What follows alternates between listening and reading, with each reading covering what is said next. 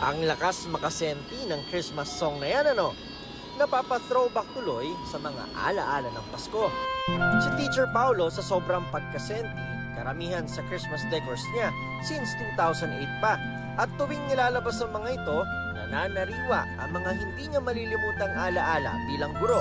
Yung sentimental value at saka yung happiness na nakukuha nakukuha ng mga bata, parang naibabalik ng mga decorations na to. Kahit sa kanyang family home, ginagamit pa rin ang mga palamuti noong bata pa siya. Siniseta pa rin namin kasi para manariwa yung saya. Kasi yun lang, yung Kapaskuhan ang magbabalik sa amin ng mga magagandang alaala kasama ng nanay namin.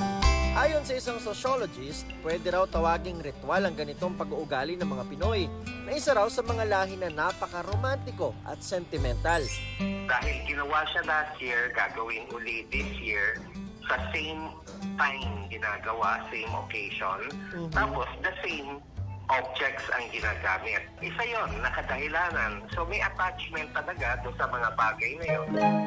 Bukod sa alaalang kaakibat ng bawat dekorasyon, tipid din ito dahil hindi na kailangan bumili palagi ng bago.